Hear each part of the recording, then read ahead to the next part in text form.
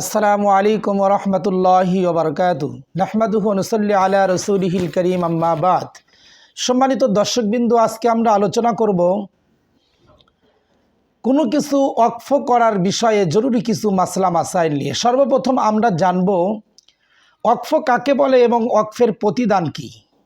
কোনো সম্পত্তি যেমন বাড়ি, জমি, বাগান আল্লাহর রাস্তায় ওয়াকফ করে দেওয়া, এই মর্মে যে এই উৎপন্ন সামগ্রী গরিব দুঃখীরা ভোগ করবে, এটাকে ওয়াকফ বলে। এটা বড় সওয়াবের কাজ।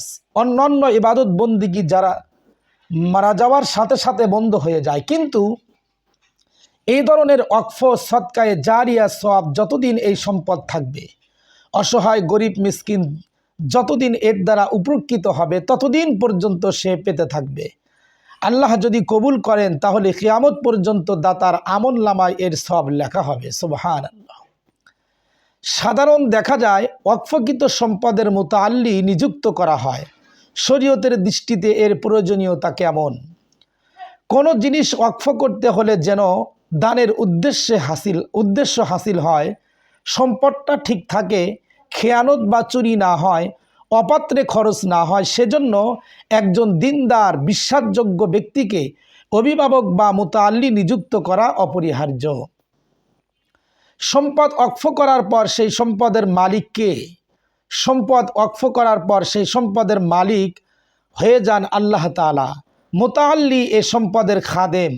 ওয়াকফকৃত সম্পত্তি পূর্বের মালিক বা মুতাআল্লি কেউ বিক্রি করতে পারবে না, বরং যে উদ্দেশ্যে ওয়াকফ করা হয়েছে সেই উদ্দেশ্যে বাস্তবায়ন করতে হবে। এর উৎপন্ন সামগ্রী শুধুমাত্র তার রক্ষণাবেক্ষণে খরচ করতে পারবে, অন্য কোনো কাজে ব্যয় করতে পারবে না। মসজিদের কোনো জিনিস নিজ কাজে ব্যবহার করা যাবে কিনা?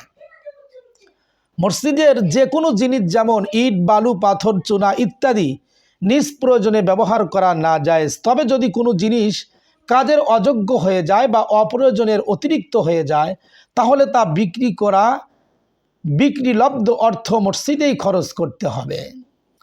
কোনো ব্যক্তি যদি এই শর্তে ওয়াকফ করে দেয় যে যতদিন আমি বেঁচে থাকব ততদিন এর আয় আমি ভোগ করব, তাহলে ওয়াকফ সহি হবে কিনা?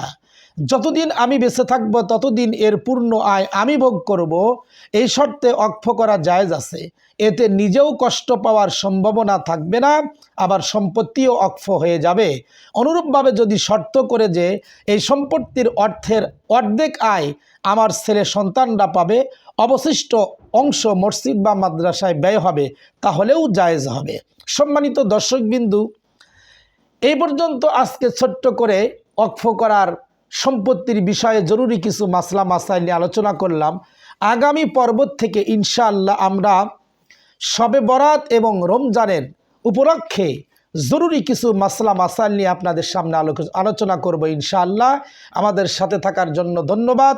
আসসালামু আলাইকুম ওয়া রাহমাতুল্লাহি ওয়া বারাকাতুহু।